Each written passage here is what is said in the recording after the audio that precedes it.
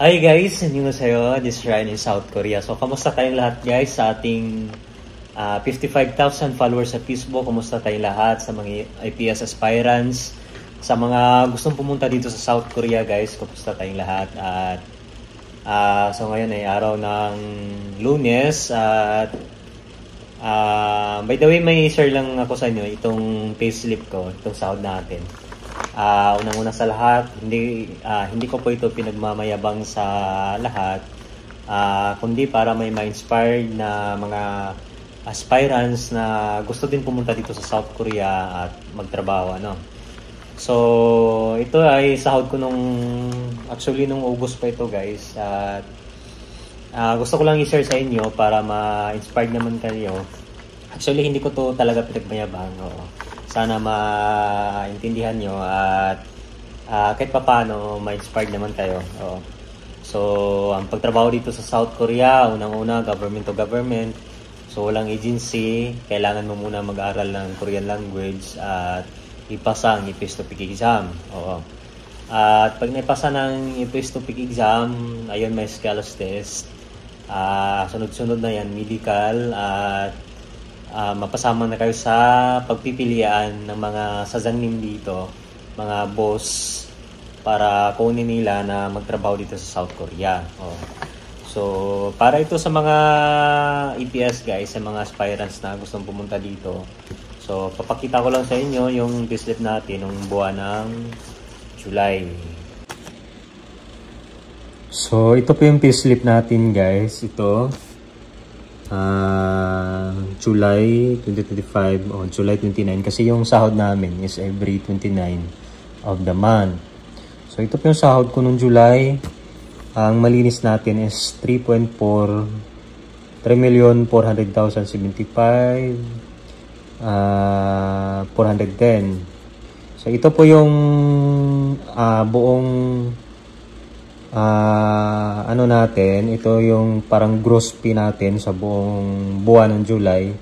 At syempre may mga kaltas pa ito kasi pag nagtatrabaho tayo dito sa ibang bansa, especially dito sa South Korea, ay may mga kaltas, nagbabayad tayo ng mga tax, yung mga halimbawa katulad ng SS, ganon. So ito po yung gross pay natin, 3.4. Sa piso guys, nasa 42,000 na ito mahigit, o 100 mahigit na ito, 100,000 mahigit na ito. So ito yung gross pay. At siyempre may mga kaltas. Ang malinis natin, ito yung malinis natin guys, is 3,059,280. So malaki-laki pa din. Sa piso, nasa 100,000 pa rin ito mahigit, 125,000 mahigit. So from 142,000 mahigit, ito yung malinis natin, 125,000 mahigit. So, dahil may mga kaltas pa tayo. So, hindi na din masama guys dahil hindi lahat dito sa South Korea ay ganito yung sahod, ano. So, ayun guys, malaki-laki yung sinahod natin noong August, July 29. At kumita tayo ng 100,000 higit. So, from 142,000 mahigit, yung malinis natin is 125,000 mahigit. So, malaki na din ito guys kasi hindi lahat ganito yung sahod dito sa South Korea. Bakit ko nasabi yon? Kasi nagsisimula kasi ito sa 82,000. Yan yung minimum. So, may mga company kasi dito guys na hanggang minimum lang, walang OT. Kasi itong sahod na ito is lagi itong may 2.5 OT every day. So, bali yung pasok namin is 12 hours every day. Pasok kami ng alas 8 ng umaga. Out namin is alas 8 din ng gabi, 8 to 8. So, 12 hours every day yung pasok namin, Monday to Friday. So, ba't ko nasabi yun? Kasi hindi lahat ng company dito sa Korea guys may mga OT. Yung iba basic lang, ibig sabihin 8 hours lang.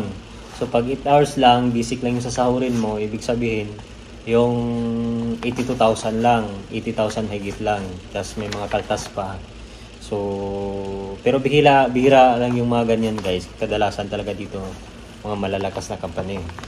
Oh. So, ayun.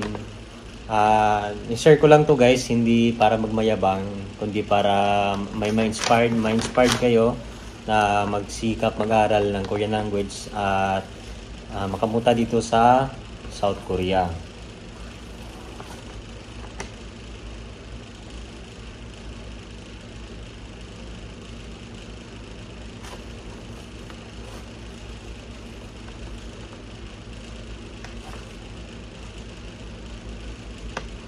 So, ayun lang yun guys. Maraming salamat sa inyong lahat sa palaging panonood sa mga videos ko dito sa YouTube. At sana i-follow nyo din ako sa aking Facebook page, Ryan in South Korea.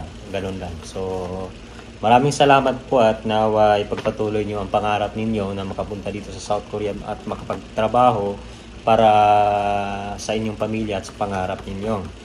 Kasi ako dati guys, pangarap ko lang din na magtrabaho dito. Talagang tinitingnan ko lang yung mga vlogger dito para ma-inspired ako. At hindi ko akalain na isa na ako sa nandito na nakapagtrabaho na dito sa South Korea. So yan yung produkto guys ng hindi pagsuko ng pangarap, sa ngalan ng pangarap natin na hindi natin sinusukuan at laban lang everyday, araw-araw, at higit sa lahat magtiwala sa Panginoon. Kasi pag sarili lang natin ang inasahan natin, wala pa rin mangyari sa atin guys. So, talagang ang Panginoon yung may control. Kapag hiniling mo sa Kanya na taos puso mo hiniling na may pananampalataya, paniniwala, at kung ikakabuti sa iyo ay ibibigay niya ito sa iyo. So ayun lang guys, sana ay wish ko ngayong bare months na ito ay pangarap mo naman din ang matupad. So ayun lang, good luck sa inyong lahat, good luck sa ating lahat, at God bless us all. Thank you.